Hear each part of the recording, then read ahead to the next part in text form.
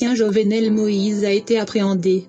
Le suspect est John Joel Joseph, un ancien sénateur haïtien et l'un des nombreux suspects d'assassinat qui sont restés en liberté. La police jamaïcaine a confirmé l'arrestation au Miami Herald. Joseph est le deuxième suspect à être placé en garde à vue dans la nation anglophone des Caraïbes, suggérant que lui et d'autres ont peut-être utilisé une route criminelle populaire Guns Fourgonneja pour échapper aux autorités après des mois de clandestinité en Haïti. En octobre, l'ex-soldat colombien Mario Palacios a été arrêté à Kingston après y avoir été suivi par des agents des enquêtes de la sécurité intérieure des États-Unis. Il a ensuite été placé en garde à vue par les autorités jamaïcaines en vertu d'une violation de l'immigration, puis a été expulsé fin décembre. Palacios est actuellement détenu par le gouvernement fédéral américain, après avoir été détenu au Panama alors qu'il retournait en Colombie.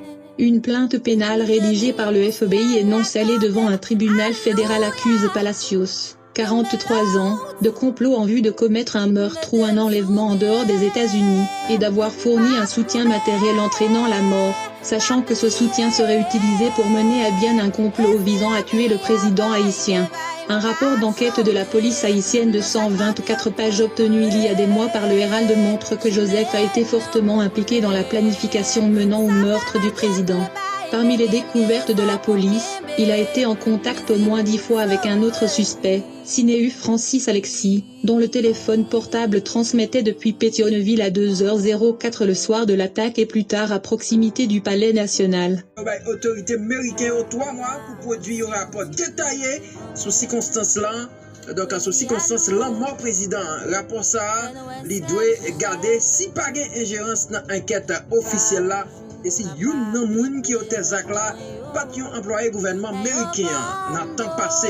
Donc yon nan sénateur qui fait partie du groupe sénateur qui votait pour adoption loi si là, qui c'est Ben Cardin, déclaré m'a cité, nous très préoccupés par le fait que yon gouvernement haïtien qui est à la fois instable et puis corrompu, autoriser ou bien permettre une nouvelle violation droit moun. Fin citation.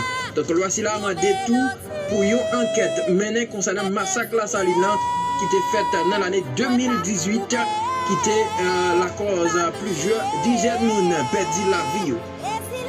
Tête nèg yo chaud là, tête yo chaud. Eh bien, nous apprenons que ancien sénateur John Joel Joseph, mesdames et messieurs, c'est confirmé sous demande FBI. John Joel Joseph en bas code. Non, on a parlé là, mesdames et messieurs, eh bien,